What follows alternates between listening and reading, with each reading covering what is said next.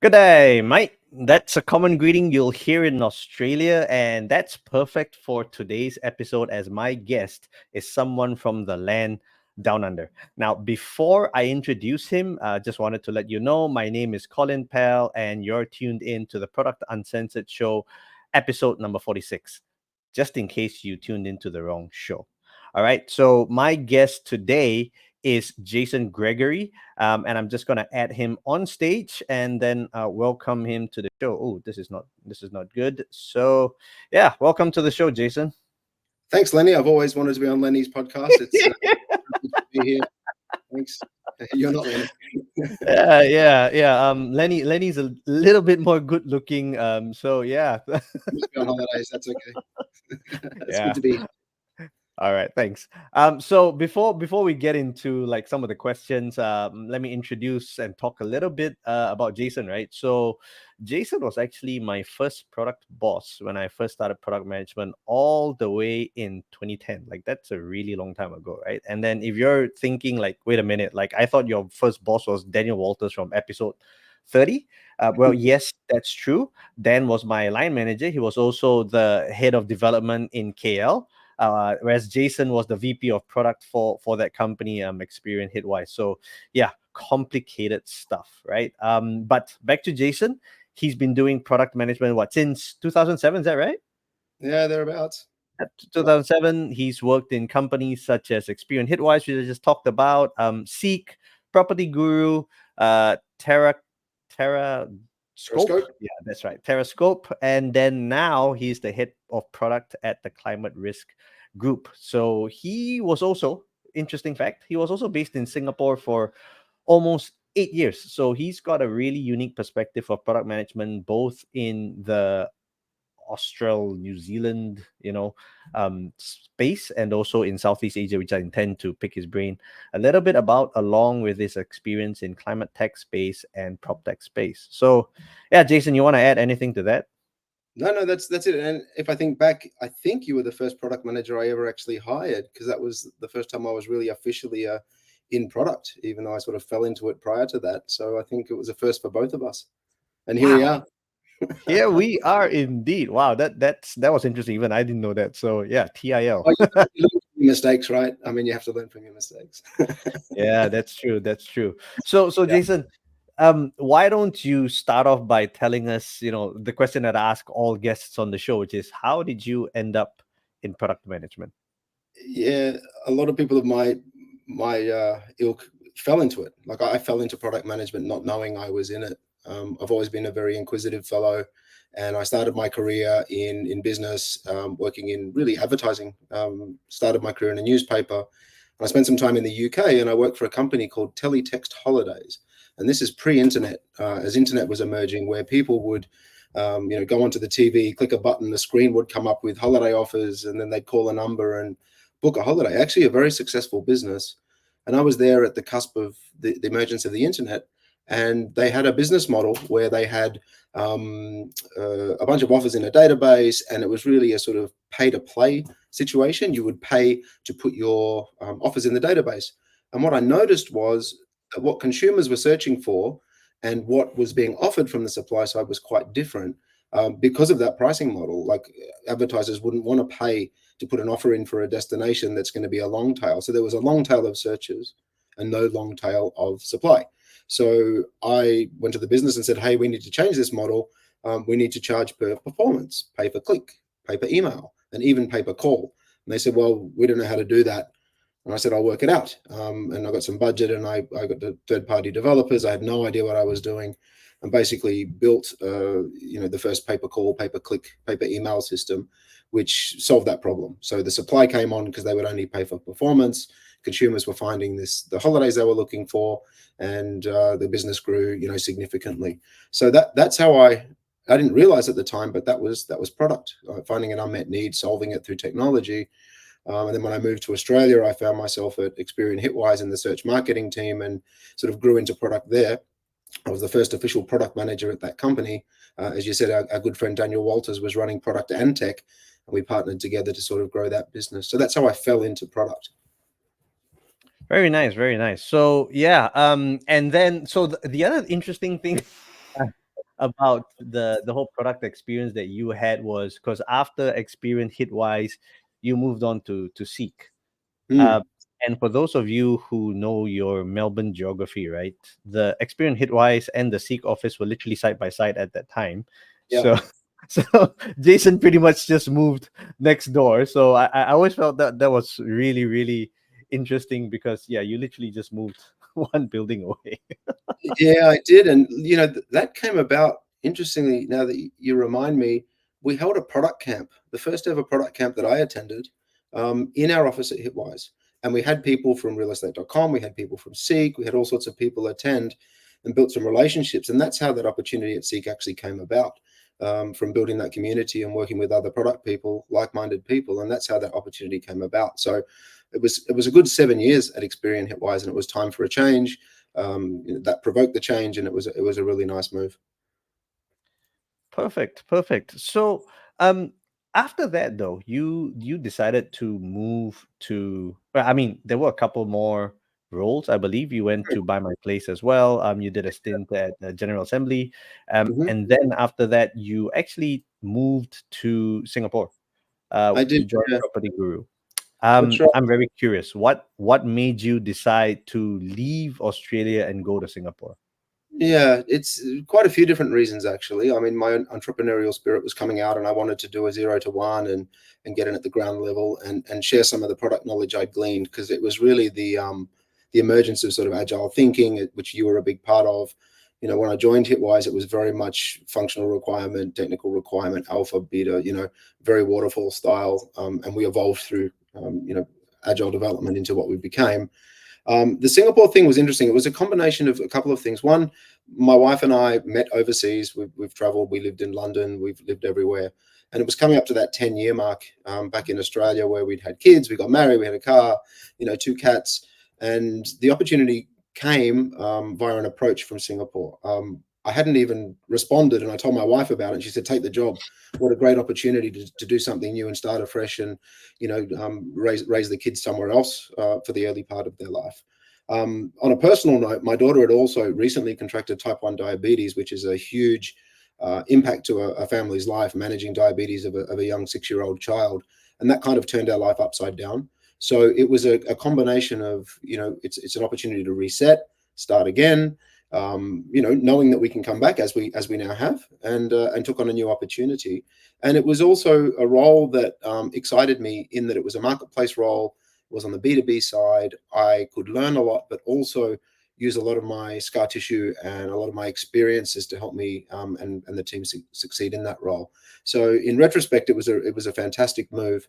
Going up to Singapore, operating in all those countries in Southeast Asia, meeting some wonderful people, and then moving into Terrascope, and then ultimately making that similar decision to come back to Australia with the kids going into high school, time to resettle back at home, be close to the grandparents. So it's always been a combination of, professional development things and personal family things, equally.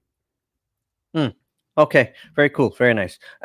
So actually, one of the interesting things that I've always I haven't jumped deep into either prop tech or climate tech just yet, but I've Mm. always been very interested. So, um, we obviously go back a long way, and I've always noticed that you, your decision making has always been very gung ho, like very like you were always the risk taker, like from UK you go to Australia, and then from Australia to Singapore, and then Singapore back here. And the Yeah, fact that you would just so easily jump, move industries in that sense. yeah. In your perspective, right, is that something that has helped you, or something, is that been your strength, or has that been something that has taken a little bit of taming on your side? No, I think it's a strength. I think, it goes back to, I remember my gap year at school. I wanted to buy a property in outside of Darwin. There's this cheap property, and my dad's like, "Don't be ridiculous, go and travel." In retrospect, I probably should have bought that property and studied, but I think, a change is as good as a holiday. And I've my alumni is very strong. I feel very passionate about people that I've worked with, they've become very, very good friends in all of the companies that I've worked at. So leaving is always hard, but it's always sort of at the right time. I think it's about growth and contribution. You need to feel like you're still learning, you're still growing, you're still contributing, and are you the best placed, best person in that role to help do it? And often it gets to a point where it's not. Maybe it's time for someone else with a different perspective or background to take on the reins and grow that. So I always leave roles with a heavy heart. It's not like I've had that many, but it's always for the sort of right decisions, and often family is a big part of it. And then a new opportunity, a new learning opportunity. I'm very inquisitive, and I think that's what excites me. It scares me as well, but it also excites me in going into a new space like climate tech, which I knew really nothing about.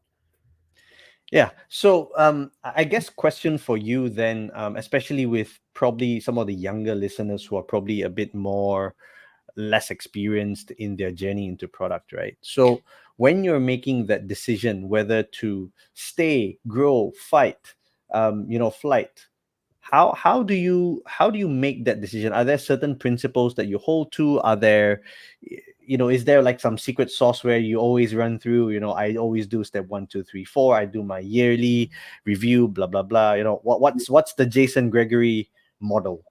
I wish I was that structured to do it on a regular time period, but I have to say that is not true. But when I do think about a change and consider a change, I always pick up the pen and write out the matrix. And what's interesting is when you do it, what you value and what you're referencing against can change significantly over time. So is it about impact? And right now, to be honest, with my career, when I look for opportunities, moving to Terrascope and now to the Climate Risk Group, the impact that you can have on the planet as opposed to a company or the consumer is so attractive for me, and that was a huge part of it. So in moving back to Australia, I had to find a new job. I had to come back, settle the kids in school, do all of that, and it was really about finding impact roles. So for me, no matter what stage of your career, it's what do you want to achieve in the next role? Put it down, rank things against it. Size of company, it could be equity, could be important to you. It could be the particular sector that you're interested in or particular skills you want to glean and grow. But be very precise about that so that when you do have opportunities come, you're not gung-ho. You're not purely opportunistic. You're evaluating them against. And most people listening to this who have been in product for some time will know that you get approached for roles in all sorts of things, and it can be quite distracting. So knowing what your next step should be is very important. I don't feel you have to have it all the time. If you're content and growing and learning, then worry about that later, right? Just when it comes time, do it and do the thinking. It's just like any product management, right? Find the right framework, apply it, stack rank it, and make your decision. All right. Thank you so much. All right. Now, let's jump into your time in Property Guru, because I believe that when you joined, it was a marketplace. And I think you joined around the same time as Vivek was. Is that right? Yeah, that's right. Yeah. Vivek was there about 6 months before me. That's Vivek Kumar, for those of you who are listening. Fantastic product operator. And what really attracted me to accept the role was actually him interviewing me. Like, he grilled the hell out of me, the trickiest questions about CD-ROMs in tax time and all this crazy stuff that really made me think. And I really enjoyed that. And I thought, I can work with this guy. He can help us partner and think through the problems, because in a marketplace business, it's all about trade-offs, right? It's all about trade-offs on both sides of the marketplace. How do you effectively make those trade-offs for the good of the entire company, including the consumers, and in this case, the agents? So having a good thought partner was very, very important to me. And of course, the other people they brought in, Hari Krishnan, the CEO, great product thinker, great operator, and was just a great environment to step into and grow. And it grew significantly. I mean, I joined pre-Series C and saw it all the way through to an IPO on the New York Stock Exchange. So it was quite a growth story and very exciting, and learned a lot. Very nice.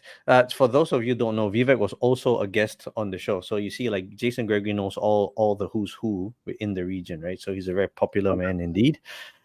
Yeah. So when you joined, you were taking care of, I believe, the developer slash agent side of the Yeah, marketplace, whereas Vivek was taking care of the consumer side. sure. And I mentioned, I interviewed him about his experience on the consumer side. Mm, But I'm curious to pick your brain on the agent and developer side. Like, mm, what was the biggest change or difference that you could see between your experience at Buy My Place in Australia mm. versus the property scene in Southeast Asia, specifically Singapore at that time, I believe. Yeah, it's one of those things in any new role, sector, company, industry. When you move, you have to be super aware of the assumptions that you've made and that you hold, and challenge them. And I think what I learnt was that, well, two real things. One, there is no Southeast Asia when it comes to consumers and businesses. Every market is different. Every market has different drivers and different needs, different personas, and the way that that market operates when it comes to property in resale, particularly, is fundamentally different to what that is in Australia, which completely changes the way you operate a business in that space, in a marketplace business. So, for example, in Australia, real estate agents are employees of real estate companies. They get paid a salary. In Singapore, that doesn't happen. And most of Southeast Asia, that doesn't happen. They're individual operators running within the umbrella of a company. In Australia, they have one listing belongs to one agent. I'm an agent. I'm going to sell this house for you. I'm going to do it all. In Southeast Asia, not always the case. There can be lots of agents trying to sell it. So my motivation to sell is high, but my motivation to invest is different, because I may invest in a lot of advertising and someone else may sell the property and I'll get nothing. So there's a bunch of these fundamental differences that are very, very important in the way you structure a business, the way you structure your rate cards and your commercial offerings. It's just fundamentally different. So moving to somewhere like that, I had to unlearn a lot of the things I learned. We had investors from Australia in SquarePeg, and we had these that also needed to understand how important the structure of that market is in making decisions and how we can grow the business. So it's those types of things that you kind of take for granted as a known thing. As a good product person, you have to recognize these are assumptions that may hold true there, but may not hold true here. So I think part of my journey was to relearn how the world works in terms of property in a different sector and with all the personas, and then grow and build product to serve that. So yeah, fundamentally different. And how did you relearn those things? Like, was it you going out to meet these developers, these agents, or was it like, through doing user research, getting on calls? How did you immerse yourself in a new market that behaved so differently Mm. from what you knew in Australia?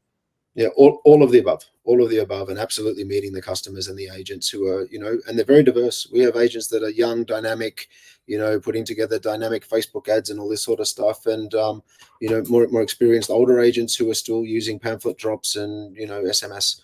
So meeting them is very, very important. I was lucky that it wasn't a 0 to 1. Like, this was a scale up business, so we already had customers, we already had some skin in the game, and knew a lot. So I had to leverage a lot of the knowledge from the incumbents, all of the people in the business. And something I always say in product is you've got to be on the business and in the business, particularly in B2B, and you have to deeply listen and help our internal people listen to the customer. So talking to our salespeople, our sales executives, our marketing people, customer service, like, it's very important in product to be broad, to understand all of those perspectives to help shape a strategy. So I leveraged a lot of the internal people, customers, forums, events, everything I could possibly to do. And then as I grew my team, of course, encouraging them to go out and spend time with customers as well. Yeah, and one of the things that was always very interesting about the PropTech space is that your agents and your developers are recurring. They keep coming back, right? Because they've got new projects, new places to sell. But on the Mhm. consumer side, they don't come back that often. Like, somebody buys like a property maybe once every few years if you're lucky, right? And so it's a very infrequent product, as Vivek likes to say. Yeah. So on your part, how did you make sure that when you were building the agent slash developer side, that you were still keeping in touch, in sync with what the platform needed to do, to actually impact the users? Or were there like things that you needed to understand about even the consumer so that you then put it into the agent side or the developer side in order to make things work? Very much so, very much so, and that's where the partnership, with Vivek was so important, because he's spending 24 hours a day thinking about the consumer, and I'm spending 23, because I had kids, a day thinking about the agents and developers. But that's that friction I was talking about, or that tension and the trade-offs. So, one of the projects we did kind of together, actually, which is impacting the market, I'll quickly share, is if you were to go to PropertyGuru 6 years ago, the listings images were completely covered with all sorts of stuff. You couldn't see what was in the apartment or in the building. It had a picture of the agent's face, it had corner unit, it had call now, it had available this, all of this stuff, right? Now, if you're a consumer, you're going, I can't see what the property looks like. And trying to understand what the consumer needs and what the agent needs was very important. So when we really double clicked, we said, well, the agent's actually trying to do some branding here. They're trying to stand out. They're trying to show some of their awards. They're trying to show that this is an exclusive listing. They're trying to do this. They're trying to do that. And the only way they can do it with a basic listings product is to paste this crap on the images. Now, education didn't work. Hey, you shouldn't do that. You'll get better click-through rates and better performance if you take all that stuff off. They didn't do it. So I had to work with Vivek. And what we did is we used artificial intelligence to detect logos, text, faces on top of these images and systematically start blocking them from new listings, flagging them to the agents that they're going to be removed, and ultimately removing all of those bad images, which was a very big initiative, but it had a profound impact on the performance, right? So the performance of the listings, the satisfaction of the consumers, because that's an example where it's actually a consumer problem, but there's also exacerbated by an agent problem that they're trying to solve through obfuscating photos with a whole bunch of stuff. So this gave us a great outcome. Now, just doing that is not going to satisfy the agent need either. So how did we do that? We built ad products that says, well, if you want to invest a bit more, you can have bigger photos, you can have branding, you can have this, you can have that. And what it did, it also reduced the number of duplicate listings on the platform. So agents would focus on their good listings, which was a big challenge for consumers, is that I don't even know which of these listings is real because there's so many of them. Original thinking would say more listings equals better, but actually not true. More original, unique listings is better. So what we saw is a reduction in the number of listings, but maintaining and growing the actual real listings and better outcomes for the marketplace. So that's a good example of where you need to be thinking on both sides of the marketplace. Yeah, I think that's a really good point, right? Because one is a metric that shows growth, which is just the raw number of listings, but the other focuses more on the quality of the listings, and how that really brings value to what the consumer wanted, and as Jason mentioned, also the agent as well. One follow-up question that I wanted to ask, during time handling the agent developer side of the marketplace was, what was the biggest feature that you always had to push back on, that just kept coming back? You push it away and it'd come back, because B2B is full of those, right? It's always this pushing back against this never-ending tide of feature requests coming from your clients, right? So what was the biggest one on bugbear on your plate? Well, there's probably the flip, which was to not do what we did. Like, when we started engaging agents that we're gonna start removing those things from the photographs, it was pretty tough going. I mean, we had some really tough conversations, and really, really aggressive, tough conversations from lots of customers. And like, this is not good. We spent our time building these things. You can't do this. This is our branding. This is our whatever. But because we had the fundamental principles in place and understood that more listings doesn't mean good, it's a vanity metric, we had conviction in that. But because of the pushback and the level, we had to be like double down on the engagement. So rather than just ripping off the band-aid and saying they're all gone overnight, we had that systematic education sessions, warnings, remove it from new listings, remove it from existing listings. We removed, I think it was 500,000 photographs or something. It was crazy. Wow. In terms of asks, anything we pushed back on? Not that I recall anything that was. Let me have a think. Maybe I'll come back later in the chat if there's anything that we just continually push back on. I mean, Vivek continually pushed back on some stuff for that exact same reason. So from my perspective, thinking about my customer, being the agent and the developer, those branding products are very important because it can help drive monetization, branding, stand out, this, that, the other. But it will get to a point where it wouldn't be beneficial for the consumers, right? And that's where that healthy tension has to be there. And we have to play our roles. It's important. So I play the role. I'm representing the agent and the developer. Vivek, you're representing the consumer. We need to find a common ground based on our principles to achieve this, right? And that's what we did, and we did it very successfully. I guess there was one other one where we took our CEO Hari, when he joined, when consumers would come to the mobile app, and this is a consumer thing for Vivek, they'd be presented with this huge splash screen with a big advertisement. It's the first thing they saw, and that was the first impression they would get, and then they had to close it and move on. When Hari joined, he said, "This is absolutely not acceptable. Cut it, right? It's got to go. It's not good consumer experience. I don't care how much money it's making, but find the money somewhere else." And that happened. And of course, we had a lot of internal pressure. Bring it back, bring it back, bring it back, bring it back, because it's gone and we need to make it back. But Vivek worked, with me and with the teams to find other opportunities for customers to do those big branding things like an exit intent page or some sponsorship of the new homepage and this type of thing. So there's always a way, but I think you have to stick to the principles. Okay. So going down this same rabbit hole, right? So you alluded to this just now that, you and Vivek always had to make sure that both of you were like, sort of in step and understanding, how to work together. How did the both of you resolve issues, or when there were competing priorities where both of you are just as passionate about the fact that yes, this is going to fix a problem, but either bandwidth or executive decisions? How do you sort of work between the both of you? Yeah, I mean, you need to negotiate and manage the trade-offs, right? And it's always, you're always trying to think mid to long-term investment, but you always have that urge to do things quick and get them out the door. So it's often about, negotiating those trade-offs well, and if you go to any of your stakeholders or whatever and do a stack rank of priorities and you only base it on impact and you don't worry about effort, it's going to be a very different list to once you balance impact and effort and then plan your roadmap. So there'd often be some sequencing to be planned there.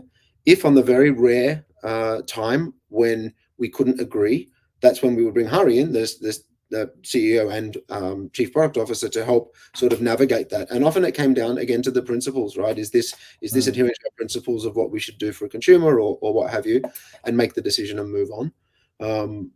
You don't always have to be happy about the decision, and you have to do this as a receiver of a decision or a maker of a decision.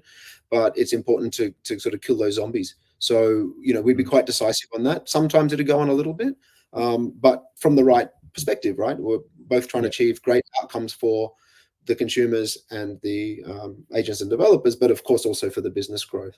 So just pragmatic people who can, who are okay to be wrong from time to time, Yeah, I think good point that Jason brings up. And again, right, for those who are listening, one of the key points is that when you're in product management, it is not the avoidance of conflict or disagreements or debates.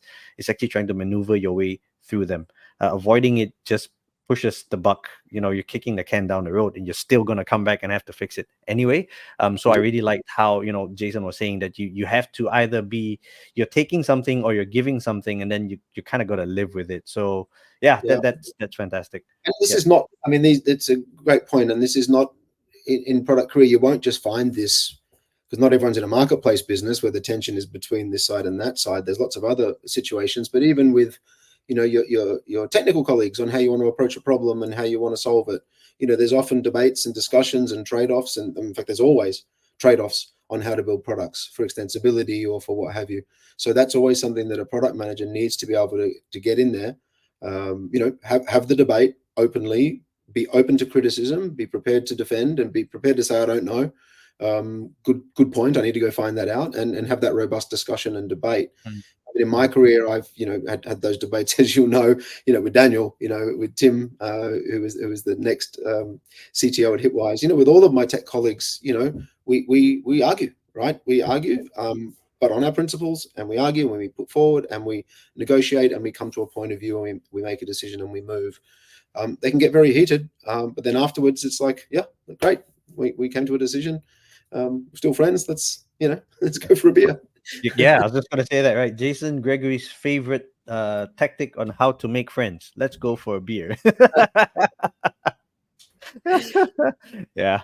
Okay. So one last question on the B2B side, right? So and this is something that I'm always curious about, having done some B2B in my time as well, right?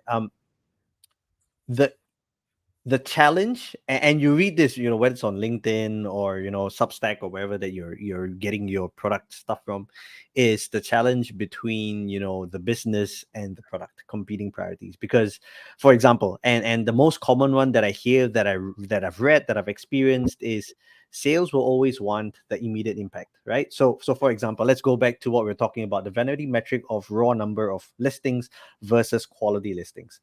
Sales would typically go, technically, I'm not really that bothered about the quality, because I really want the number of postings, especially if it gives me more value. I can sell more ad space, right?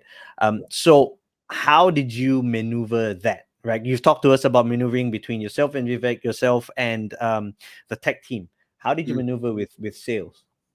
Yeah, I think it goes back to the point I made earlier of, in product, you've got to be on the business and in the business. So, you should be feeling the pain of salespeople not hitting their quotas, directly or indirectly. You should be understanding the challenges of the marketing teams, because building a little bit of software is not done. That's not the definition of done. And you've got to think end to end. So conventional wisdom is sort of telling us that, those sort of things have to be navigated up the tree. And the founder slash CEO slash executive team needs to be thinking in these ways and making those trade-offs. So as a product manager, it's important to identify the trade-offs and bring them to the appropriate table, right? And maybe it's not always going to be your decision, but you should come with all of the context and all of the information from all of those impacted stakeholders, and be able to present it and discuss it and bring it to a decision. I think the best product managers I've worked with can bring things to a decision and then focus on execution. Even if it's not exactly, making everybody happy, but at least it's progress. So I think that's sort of the superpower of great product managers, is being able to do that and influence up. I've been very fortunate in that, the leaders I've worked for, my CEOs or chief product officers or whatever, have an executive team and a leadership function that does think customer first, does think product growth, and understands these trade-offs and expects them to be bought and made. So trade-offs, if they have to cascade up, they have to cascade up, but it's about doing that. I think it's also about, putting some runs on the board and showing progress towards the vision of the business. What are you actually trying to achieve in the mid to long term? I mean, if you're a scrappy startup and you're worried about paying the bills next quarter, it's all well and good to think forward, and maybe you have to make some short-term decisions, but how do you find the balance between those types of investments that you can make for sustainable growth of a business? Mm. Okay. All right. Last question about your time at Property Guru. I think, if I did my homework correctly, you were there when the Property Guru REA Asia merger happened. And usually mergers are difficult, right? Will you be able to sort of maybe explain or tell us a little bit about what kind of complications came about from a product perspective? I don't need the commercial side, right? But very curious to know, was it complicated, or was it just actually very an easy transition? Yeah, look, I was there in the lead up to it. So there was some very fierce competition between Property Guru and iProperty in Malaysia. It was sort of the most balanced marketplace. I think the market share at the time was 51% iProperty, 46% property. Like, it was close, but they were always slightly ahead. And there was a strategy to sort of really try and take that number one position and bring them to the table, which all happened. In terms of the post-merger integration and all of that, to be honest, I don't have that much information. Like, it was sort of as I was transitioning out. But I know that they're still operating as two brands in the market. There's some differentiation between sort of like the listing overlap is not huge, the agent overlap is not huge. So there's still two distinct marketplaces. But I'm sure at some stage they'll probably want to federate them. I don't know. But with any merger and acquisition, or merger or acquisition, like, putting the time in to really understand the culture, the people, and stepping towards that combined culture and validating is very, very important. And I know that the Property Guru exec took it very seriously, put some consultants on it as well, like had a team within to really focus on that. I'm sure it had some blips, but overall I think quite successful. Okay. Yeah, no worries. If you weren't there for that, then obviously I didn't do my homework well enough, because I thought you were there during that transition. Yeah, no, I was sort of on the sidelines. I wasn't really paying attention. Okay. To be honest. You're like, I'm on my way out, folks. No, See no, it you. wasn't that. I was just focusing on other things, because that was really, I mean, look, a lot of that was on the consumer side. Like, how do we manage two different consumer portals, two different, whatever's the experience. The agent stuff initially was going to stay separate, right? At the beginning, it was Okay. like, let's just not mess, and then bring that together later, which happened after my time. So, Got yeah. it. Got it. Okay. So then now let's move on to the part where you left Property Guru and then you joined Terrascope. Yeah. And Terrascope is actually, you know what? Why don't you tell us a little bit more about what Terrascope is? Yeah, Terrascope, very, very interesting company, Singapore born. It's a enterprise decarbonization platform. So for B2B. So what does that mean? It helps enterprises understand their carbon footprint across scope 1, 2, and 3, which is all of their direct and indirect emissions, to understand what they're contributing towards global warming, but also help them work out how they can adapt and abate to reduce their emissions. So it's a B2B SaaS platform. It's tech driven, it's online, it's like, it ticked all of the boxes for me in terms of my experience, but it was in this space of emissions measurement. I know nothing about emissions measurement, but I understand the impact it has on the world. So that was my impetus to say, yes, I will consider this this approach and have a conversation. Yeah.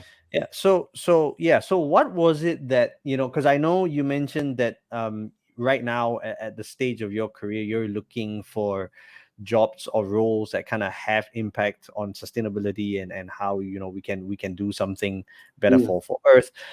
But at that point in time when you were at Property Guru and sort of this opportunity came up, how did you make the decision to say, okay, I'm gonna go into, because by that time I think you'd had been at Property Guru like 5 years, 6 years, or something like that, right? Yeah, that's right. So it's a really long tenure, and you're gonna literally leave all of that to go into something which you knew nothing about, right? Yeah, that's right. Well, I knew nothing about the domain. I think for me, it was, well, a couple of things. Exciting opportunity. It was a small company and looking to grow. So I like hyper growth. I like being in that stage of a company. I saw Property Guru go through a lot of phases, and as I said, right at that point, it was IPO. In fact, I think I accepted the offer like literally 4 or 5 days after the IPO.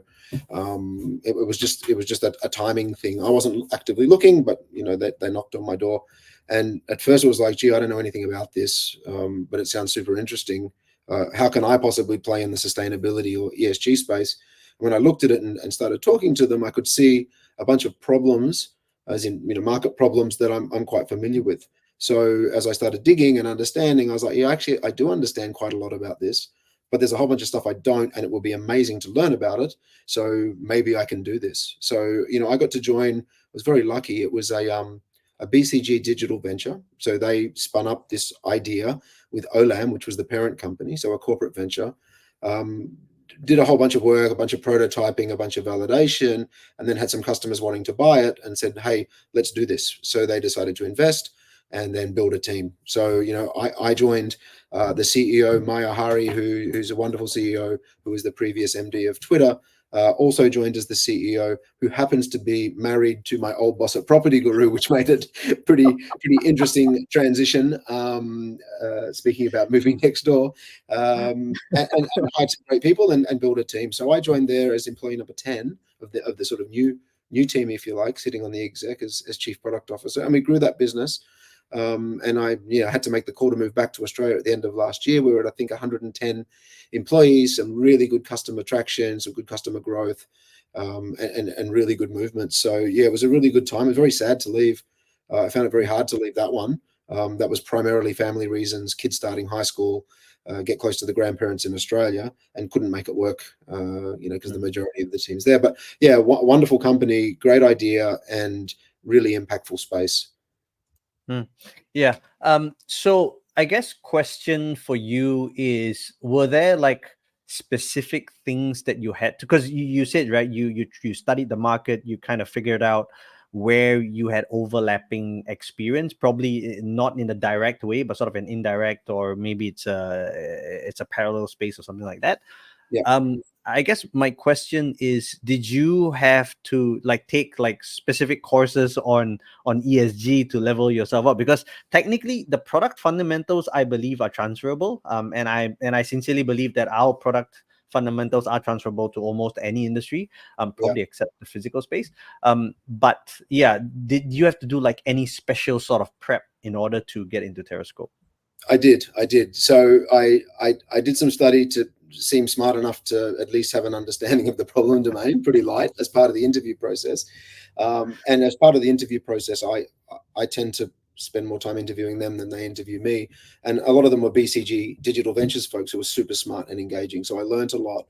And look, they took me through the sort of draft roadmap and where they're progressing and what they were doing. And it just made sense to me. Like, I could see they're building a platform. It needs to ingest unstructured data. It needs to somehow do the ETL and match it to this other thing, and then do, like, it was all this stuff that just made sense to me. It sort of, I looked at it and went, wow, I actually get this. Well, I think I get it. And I played it back to them and I said, so does that mean this? And they're like, yes. So I sort of got it. But once I joined, yeah, there's a lot to learn in this space. There's a lot of regulatory change. I've never had to really deal with regulatory change before. And that is accelerating at a crazy rate. Around the globe with all of the different standards. So I did formal courses online of, all the different standards and of the GHG protocol and all of this type of stuff. So I got quite familiar, and then, hired great people that had great knowledge as well as technical knowledge. And in your time at Terrascope, you hired some product folks as well, right? In your team. Yep. And so, given that when you joined, it was quite new. And I think, climate tech continues to be quite new in this region. Technically, even worldwide, it's not that, that mainstream yet.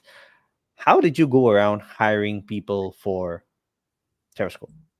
Yeah, it's interesting because we realized pretty quickly we're not going to find people, particularly in region, that have the product management experience and experience in that domain of corporate carbon accounting or carbon emissions.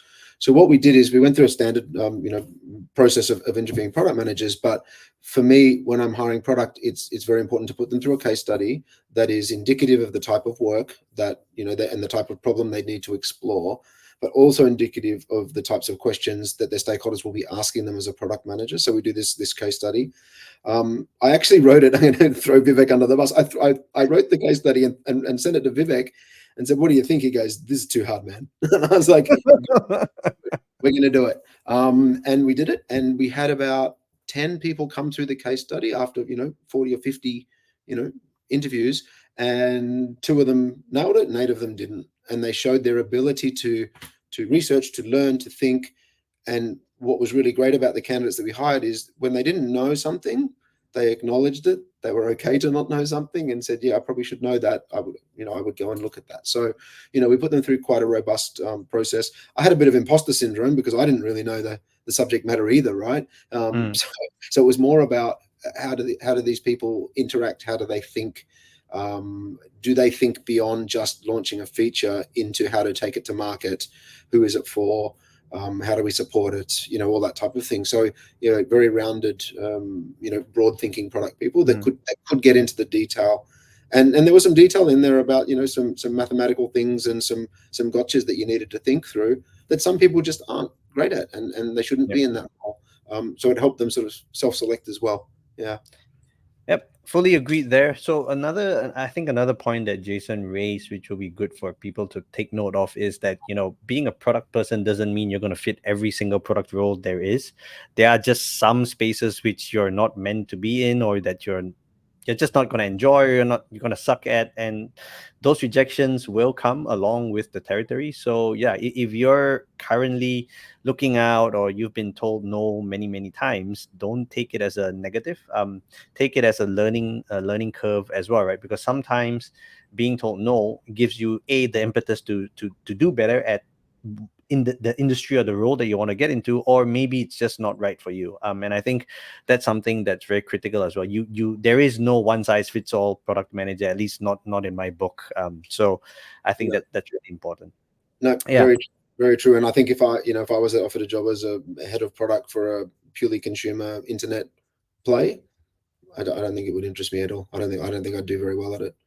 Hmm. So I think it's important to have that framing. And when you're young and new, you might not know. So try different things. If you're in a decent org, you may be able to do some stretch assignments. And I know a lot of people that have fallen into product by taking on some extra responsibilities. I want to go and do something over here, and delivering some stuff can help them really understand what they like and don't like, and what they're good at and not good at. Yeah. Yeah. Okay. Sorry, I wanted to follow up on your answer to the question just now, where you were hiring for product managers within a space that is fairly new, right? So, in your opinion, if let's say you had to choose between someone who had domain knowledge versus product fundamentals, especially in this ESG climate tech space, which would you lean more towards, and why? Well, I can tell you what we actually did. Okay, Because sure, that's even better. we didn't make that trade off within the well, we didn't have the opportunity. What we did is we had a different team that was really fundamentally ESG practitioners. So they were either policy experts or Leo, who was amazing, was a COP negotiator. So we had people with deep intrinsic knowledge, but had no idea how to build software, had no idea how to launch features or products to customers, but they had this knowledge that we absolutely needed. So what we did is we hired them. They had jobs, they had a team, they did stuff, but we also embedded them into the software engineering pod. So we had 3 different pods, and we embedded these ESG practitioners and this other group called carbon data analysts into that software development pod. So whilst they're doing some delivery work and some other things, they're also deeply engaged in the definition of problems and the solution domain and the building of products. So we did that. That was really useful because there was no people with the strong product fundamentals and the ESG, and not strong enough in either. A generalist across both wouldn't have been able to get the job done.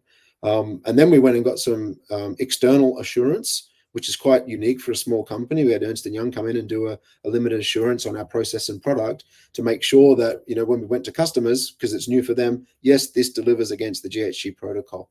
So that was quite a, in-depth, expensive engagement, but worth it to make sure we knew what we were doing in a nascent space. Okay, very good. Thank you so much for that. Now, so then we move on to, when you left Terrascope to you joining the climate risk group. Yeah. If I understand what you were mentioning earlier, you had to move back to Australia for family reasons. Does that mean that you left without having, at that point in time, you didn't have that offer from climate risk group yet? No, I was in discussions, but no, I did not. So I came back here without a job. Now that's pretty scary at my age with a family. But it was one of those decisions. We made it as a family and we had to do it. So, it meant that, I was still very firm. My next role should be in a growth company, not a huge multinational. It should be B2B and it should be in an impact space. So hopefully in climate. There was 2 or 3 opportunities total. I think I got to the final round of 2 and chose this one, and very glad I did, because it's an amazing small but growing company. Okay, perfect. We're gonna go into climate risk group in a bit, but I wanted to sort of simmer in this part for a bit, because this is something that I get a lot of questions about, and even now in the current climate, no pun intended, where lots of product people are looking for jobs. Some of them got laid off, some decided to take career breaks, whatever reason it is. The question always is, do you take the first opportunity that comes your way, or do you hold out for what you believe where you're best suited? So in your case, you decided that yes, it was going to be B2B, ideally climate tech space. How do you make that decision, right? Because it's a tough one, and I feel that your experience will be very helpful for a lot of people out there who might be in similar situations. Yeah, I mean, you never know everyone's like individual situation financially and all that sort of stuff, right? I think I was very lucky that timing wise worked. I did not have a limitless runway. Like, there would have come a point, and I had an anxiety that if I don't get a job relatively soon, this is going to be like not great. And my anxiety was that I would have to take something.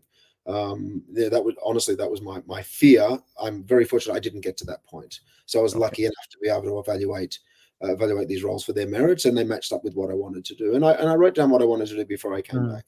to my point Okay. before, literally written Mm, down. This is the type mm, of company. This is the type. Are there many companies and jobs and types that size in Australia? No, there's some. But with global working and remote working, there's always opportunities anyway. And to be honest, our organization is quite globally dispersed. I work from home most days of the week and go to a WeWork once or twice a week. And I only have 4 colleagues in Brisbane, where I live. They're in Melbourne, they're in Newcastle, Sydney, London. So we're very much a remote workforce anyway. But I'm mm. very happy with the decision. It ticked all the boxes, and I'm having a really good time here. It's an amazing company. Yep. Okay. Did you like set yourself like some goals of saying, okay, my runway is X number of months. And if I do not get, the ideal scenario within X number of months, then I'm going to have to go into like, widen the net kind of like, was there a specific, again, specific formula, specific steps, or was it more of like, I think I have this long and then we'll just shoot from the hip and see how it goes? Yeah, I had an anxiety about it. It was in the back of my mind, but I deliberately didn't bring it to the front of my mind so I could focus. Maybe that's a discipline I have. I don't know.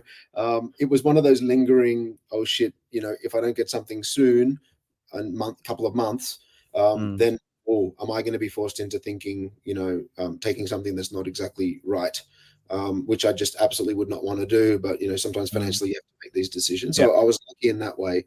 And it was we have interest rates going through the roof. We have tech layoffs. We have, so many things against me at that particular point in time. There was definitely an anxiety there, but I think I was Mm, very lucky and fortunate to engage with these companies that wanted to talk to me about, senior product roles, and got very lucky. But I would say always, I mean, if you have the luxury to be able to hold out, for the right role, um, then do it, because a lot of successful product people. So do I. They find a passion and they're very passionate about it. And if that passion isn't burning, if you're not absolutely in love with the customer or the problem, or build that love or passion for it, you're not going to be successful. You're not going to be happy. So mm, you could always take some part-time, consulting work or something to get you through. That's fine, mm, because that gives you some broad yep. experience. But don't dive headfirst in if you can help it. But of course, there's sometimes when you can't help it, and you just have to Yep. take it. Yeah. Okay. But you always Okay. look back on your career, right? What's Yeah. 1 or 2 years? If you think back, at the time, it's like short term. Yes, it's financial. You need to pay the bills. There's all of that. But when you think back over your career, you'll look back and say, well, maybe I could have spent those 2 years somewhere else. But does it really matter in the long term? Probably not. What matters is you went where you wanted to, and you have a growth mindset and you learn. Okay. Final questions before I jump into climate risk group, right? You're talking about how there was always this anxiety at the back of your mind. How did you manage that, right? Because that's the other thing, which again these days it's coming up. We had it during COVID, and now post all these tech layoffs. People are asking, oh, I'm feeling lots of anxiety. How am I dealing with? How did you deal with your anxieties? Yeah, it's it's it's a good question. I should probably reflect on it a little more, because it was definitely there. It was definitely there. I mean, I have my wife and my kids, right? So, really when I came back, my primary ambition was to get the family settled, get the kids into high school, because Max, my son's starting high school. Get the family settled, get all that done, and job was sort of equal. There was an anxiety. I think I had a very reassuring partner, my wife, my family, and my network, right? I mean, I have lots of people that I can talk to, that we can talk about what's happening out there. And I was getting strong engagement from potential employers, so that my confidence stayed high. Like, I wasn't like, shit, am I, not valued because I've been out Mm, of the country for 7 years? Or there's not much climate tech jobs, should I go back into a marketplace? Yeah, I'm probably not answering it great. All I can say is the anxiety was there, and I think I was lucky, and I keep saying that word. I think I was lucky to find a great role before that anxiety really came true.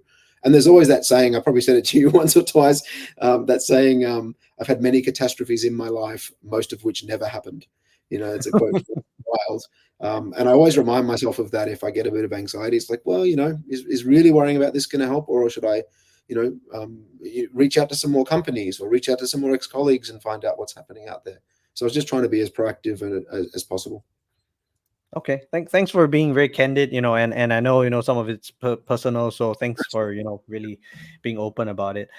Okay, let's go into Climate Risk Group. So my understanding of Climate Risk Group is that they've actually been around for a while.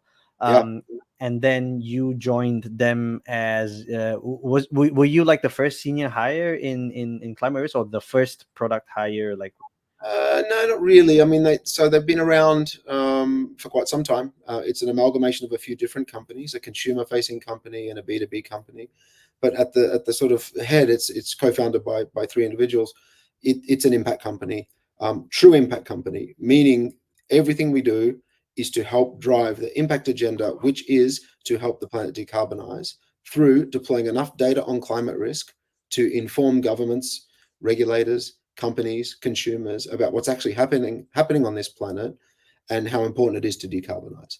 So Mm, what the company does is, for consumers, you can go to climatevaluation.com and for free you can put in your property address, and it will give you a high level risk profile about what's going to happen to your property in the future based on different climate scenarios. So with global warming going up this much, or this much, is it going to impact you through tropical cyclone storm surge, riverine flooding, coastal inundation, rising sea levels? And it shows you how it's going to impact properties. And as part of that angle, we do a lot of public data releases. So we go and inform governments. We get talked about at the Reserve Bank. We did a recent report on the 730 report around what we're calling climate ghettos, which is parts of Australia and parts of Southeast Asia that will be uninsurable in the near future and potentially not mortgageable. So there's a real risk here for individuals. And we do that because we know that big sophisticated companies have this data, but the consumer doesn't, and they really should. So we do that for free. We release that data for free. On the business side, we work with banks, REITs, financial regulators, all sorts of companies, helping profile the future climate risk of their investments. So sovereign wealth funds and the likes. That's the B2B angle. And I'm head of product for that platform. So it's heavily science-based, lots of scientists, lots of models, lots of stats, lots of maths that I'm still trying to understand. But how do we bring this together into a platform and moving from a consultancy-based delivery into a SaaS delivery and an API delivery to deliver this insight and outcomes to mm, our customers? So it's quite a transition for the organization. We've got yep. some amazing impact-driven people, and I'm there to sort of help on this vision to deliver that impact. Mm. All right, perfect. That was a really, really good explanation of what Climate Risk Group does and your role. So my question is, when you joined Terrascope, it was an incubated, and then it was really early stage. When you joined Property Guru, it was more of a scaling exercise, whereas now it's sort of different again. It's a company that has existed prior to the tech, and then now you're trying to move into a different direction, more SaaS, as you said, right? What were the main challenges that you faced, being head of product in a company where you're trying to move from an older model into a more digital SaaS model? Yeah, well, to the point I made before, the definition of done of a feature or something is not just a bit of software, it's the entire thing across the business. Yeah. So this whole business is evolving. The whole business is sort of restructured and for more around, cross-functioning cross-functional pods, right, or teams, or we're calling them product teams, but I don't want to confuse the group. So what's in that team? You have product managers, you have technical people, engineers, scientists, these types of go-to-market people. So we're really trying to embrace that pod structure that has, thinking about the entire business.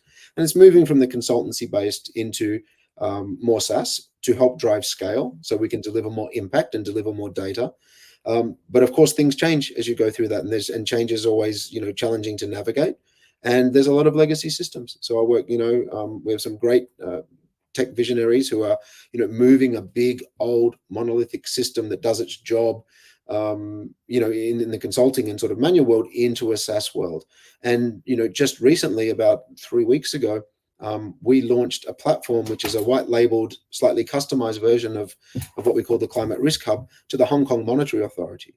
So the Hong Kong Monetary Authority has a platform powered by XTI, or the Climate Risk Group, that every single bank in Hong Kong can log in and use that for free to do high-level risk analysis of all of their properties. Now, Hong Kong has 180 banks. Some of them are big and sophisticated, and some of them are small and not sophisticated. And the challenge for Hong Kong Monetary Authority was, well, what if the big banks can understand the risk of an investment and pass on it, and that risk gets passed down to these smaller banks who have no idea?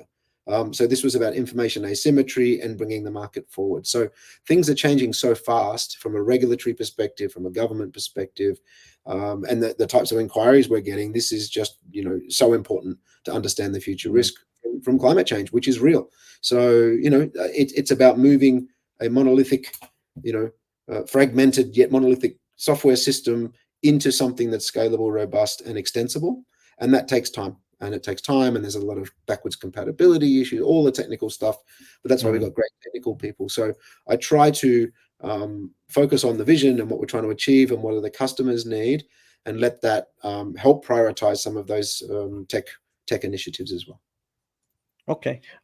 And one of the things that you also mentioned just now is that the climate risk group is quite geographically dispersed as well, right?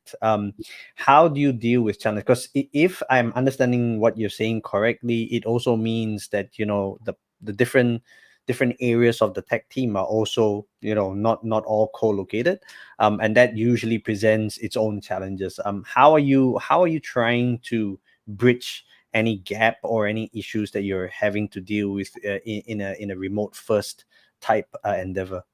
Yeah, it's new ways of working, and it's not just tech. I mean, think about climate scientists, right? Who have to collaborate, who are often not in the same room.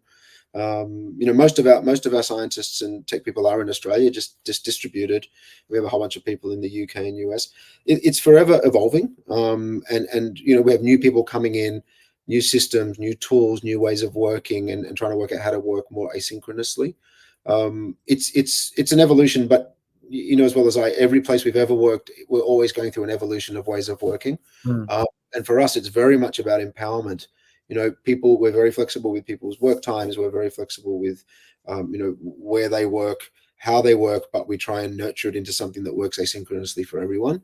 It's pretty good. There's always room for improvement. We did find, and again, pre my time, the company found that, people working remotely, asynchronously, we're actually burning a lot more hours, even though they're not commuting. They're just working, and working too much because they're going for this impact angle. Very hard to sort of deal with. Company did something amazing. Every second Friday, like half the organization this Friday is on their wellbeing day. They're not to work, right? They will not be at work, which means the other half are probably not in meetings on that Friday and probably just getting through all of their stuff and focusing, a focus day. The following Friday, the other half's off on their wellbeing day. So it's a 9-day fortnight. It works amazingly. Like the engagement is lifting up. Some people still can't control their workload and do too much, which is kind of partly my responsibility as head of product, is to make sure that we're not doing too much at once and really, embrace the limited work in progress. So trying to do fewer things better, sequentially rather than trying to do everything all at once. Okay. And what about the part where you're talking about learning to work better async? Are there specific tools or practices that you've put in place, or that someone has introduced that you found to be really, really helpful? Because I think the biggest challenge, and I want to sort of zoom in a little bit on more the product/tech side of things, because that's where you can write all you want, and people are still going to get it wrong, right? Because at the end of the day, it's the shared understanding that's hard to get. So is there anything that you can recommend, or something that you've done that has been successful? Look, I'm still quite new, so I'm still 3-4 months in. We're using the typical tools, Slack, and we're not using Jira. We're actually using ClickUp, which I'd not used before, which is interesting because it's kind of a knowledge base and a bit of a sprint planning tool and a bit of a hybrid. Okay, might It's think an about all-in-one tool if you look at their ads, right? Yeah, But which they're is hiring you, Jira, so which is okay. I think one thing that's working really well, and again, this is not from me, just an observation, is we have what we call forums. So we have a strategy. It's almost like it's not part of the team, but it's a forum. We have a strategy forum. We have a MAC forum, which is the Mutual Accountability Collective, where all of the people responsible for delivery come together once a week, have a short 1-hour meeting. There's a ClickUp board with it's quite structured in the way that we do that, so that it's not a free for all. So the conversations are sort of prioritized. It's almost like a mini unconference every time you go. It's like, what are the most important things we need to talk about? Is there any prep? Boom, that works well. I think for an organization like us, something we haven't quite cracked, and we need to find a better solution, is documentation is key in our organization, because we're talking about 18 different climate hazard models, different digital twin archetypes of buildings, so that we can then say what happens when this hazard, like tropical cyclone storm surge, hits this building in this location using this flood layer and this elevation. So, and these things are changing over time. So documentation, internal documentation, customer documentation, public documentation, and our ability to manage that really well is our next opportunity for improvement. We need to find a good system to help with that. We're kind of struggling a little bit. So if any of the listeners know a really good solution for that includes, your sort of knowledge base for customers, but heavily index or documentation, then please let Colin know and he can pass it on, or reach out to me. Chat GPT would solve all your problems. Yeah, interesting. We're in an organization like an organization with a lot of really hardcore climate scientists and statisticians. Yeah. There's not a reluctance, but there's a very much a buyer beware with the generic GPTs. In that they'll give you the average and the summary, but if you don't know how to prompt at the edges. So we're exploring, even for things like scientific literature review, to find, are there new scientific literature things that we should be considering in our models, using some sort of GPTs. There's some specifically trained ones around that we're considering, but certainly not as the truth in that context.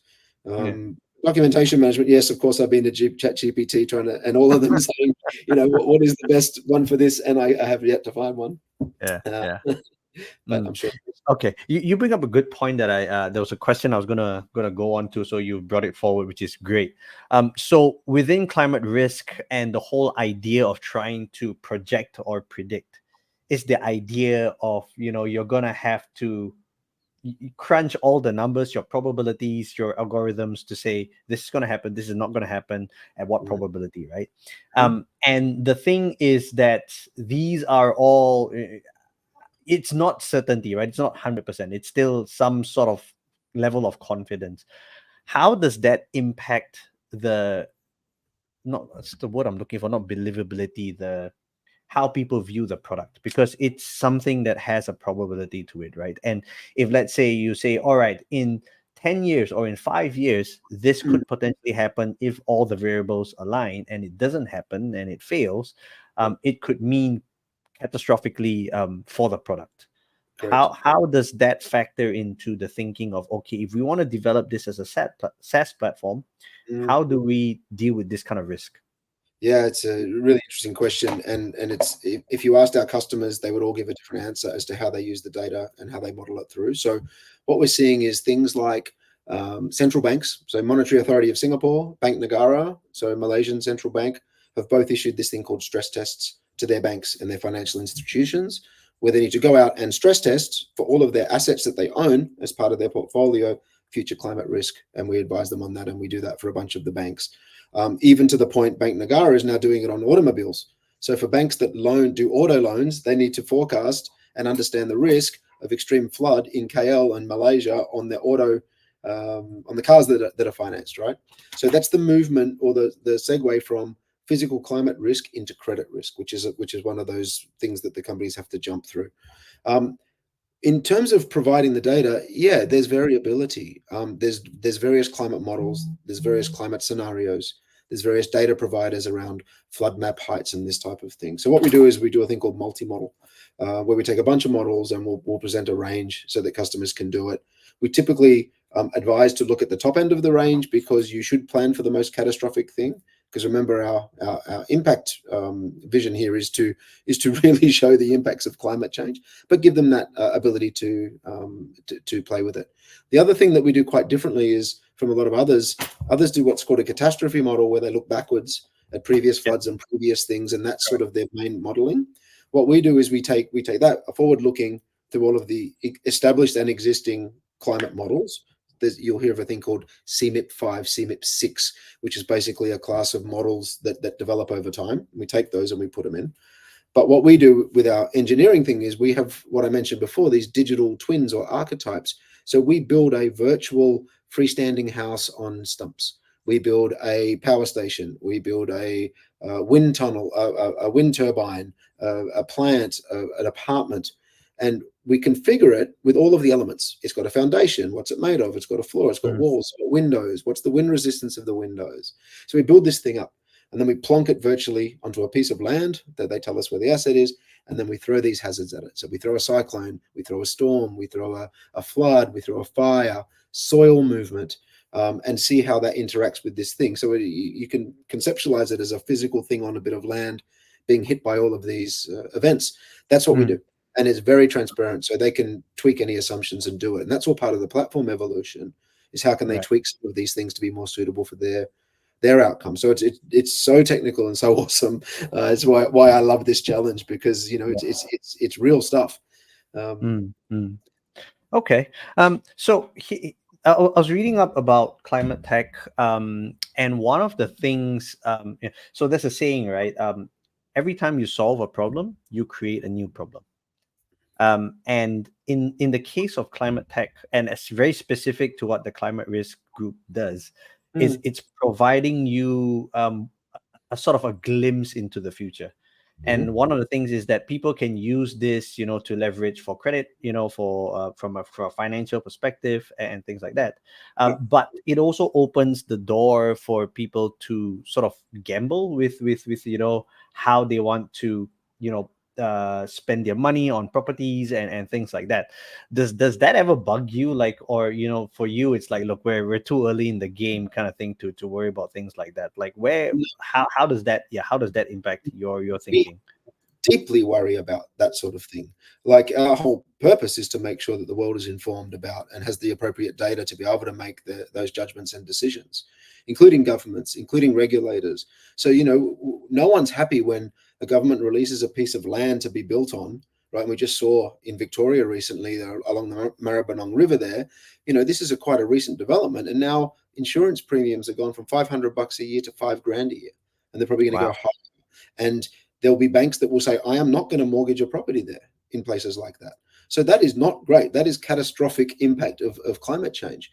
And then imagine if you're a consumer that buys not knowing, and then in 20 years' time, you want to sell it and no one's going to buy it because the insurance premiums are so high and no one's going to give you a mortgage on it. So that's the type of real impact there. By releasing this type of data, it then encourages governments, regulators to then start thinking about this. And we're seeing this in those stress tests that I mentioned. And that's not just in Asia, but that's just two examples. Banks have to go and declare this stuff. And then when banks and financial institutions and asset managers are doing their, IFRS reporting and all of these various reportings around Europe and Asia, it's becoming very transparent. In fact, we did a report recently on the top 20 REITs in Southeast Asia and ranked them by future climate risk. And, I won't mention some of them, but they said they had a lot of calls from their investors saying, oh, can you explain this risk to me? Great. Like, that's exactly why we do it, is to bring that information to the surface to drive awareness. So ultimately, those contributing towards climate change are building, strong, robust decarbonization plans. Okay, fantastic. All right. Last couple of questions, right? So you've been in climate tech now, I think, like, what, 2+ years, 3 years? 2.5 years. Yeah, that's it. Not long. What do you think the future of climate tech and product is going to be, like, specifically product within climate tech? Do you observe anything? Do you see anything that's interesting to share? Yeah, I think that's a tremendous growth industry. I mean, climate science has been around a very long time. Like, I'm meeting people that have been in this game for 25, 30 years, which is incredible. I didn't even know it existed. But now that it's becoming more commonplace, it's becoming regulatory, it's becoming not a check the box, a more regular exercise. We're going to see more and more need for this generation of data and insight more regularly, which lends itself towards SaaS, software, platforms, APIs. We're seeing more and more startups come in all sorts of parts around climate, and climate is not just physical risk and corporate carbon accounting. It's about adaptation, it's about reduction, it's about sustainable rice. It's like there's all sorts of things that even go to what you said before. They do go to the physical, There's a lot of startups up there that are a combination of tech and physical that are helping with decarbonization and ESG remote monitoring. So there's tremendous amount of opportunity out there, and I can only see it growing. And it's absolutely not too late, for people in product with want to get behind an impact and purpose, to find something like this to go after. I mean, I'm very socially aware when it comes to single-use plastics and decarbonization generally, but as far as climate risk, I wasn't really on my agenda. But once I understood the impact we can drive, I built a passion for this very quickly, and now I'm very, very passionate about it. So, and before I joined Terrascope, it wasn't, decarbonization was not high on my agenda personally. It was more single-use plastic and upcycling and recycling, but I found that was something I could really get behind and build a passion for very quickly. Okay. And for those who are interested in getting into the climate tech space within the product role or product function, do you have any advice to give as to what they can do in order to either jumpstart that process or to give themselves an edge to sort of get into the space? Yeah, I think there's a few opportunities. I'm seeing a lot of like accelerator programs and the likes. So if you have a look around, there's a bunch. So there's Beanstalk, there's Antler. They have some very climate specific ones. I think there's definitely some in Southeast Asia that Wave Makers, I think, do one. So one opportunity is to go in with an idea or find a co-founder and go through a program. You can be an experienced product person, an entrepreneur, and get exposure to climate and different ESG things there. Most companies that people work for, if they're not tiny, will have a climate agenda and an impact agenda, and that will grow. So get involved. If there's a committee around a climate or ESG within your organization, get involved. Build a passion, find out what you like, and find opportunities. Yeah, they're gonna come, and I'm pretty sure there's going to be more product opportunities than there are product people with that ESG climate knowledge, right? So they're going to have to bring in, pure play product people to then learn the space and grow. I'm sure there's plenty of opportunity. Okay, thank you so much, Jason. All right, we've come to the end of the show, but almost at the end.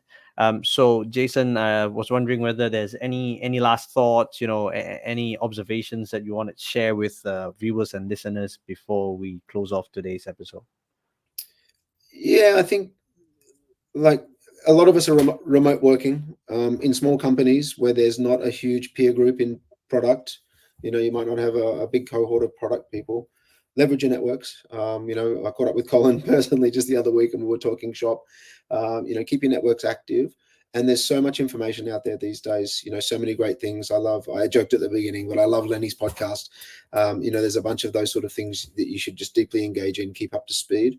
But also keep your confidence up. The skills you've built over time, you won't realize what half of them are until you go and apply them again, in your next role. So, it's very easy to move industries if you have some of that foundational experience in building products. So, yeah, best of luck. All right. Thank you so much. So, ladies and gentlemen, that was Mr. Jason Gregory, the head of product for the Climate Risk Group. Really appreciate his time talking to us about climate tech before that PropTech, and also, his experiences working in Australia, in Southeast Asia. And yeah, I know I'll be looking forward to see what goodies come out of the Climate Risk Group, and what new things that they bring to this space and to this industry. But I'm going to sign off by saying that it's very heartening to know that there are more and more product people who are interested in actually having like real impact. Not to say that the rest are a fake impact, but something that is sustainable. Renato, one of the other guests who's been on the podcast as well, is also into sustainability, as well as is with Sylvia as well. So and now Jason adds to that list. I definitely encourage everyone, if you have a passion for this, like Jason was saying, the demand for this is only going to continue going up. Go look through the literature, put yourself out there, get into groups, and find out how you can play your part. And I'm hoping that this episode would have been helpful for you. And yeah, I guess I will see you at the next episode. So thank you all so much. Thanks, Bye-bye. everyone. Thanks, Colin, mate. Appreciate it.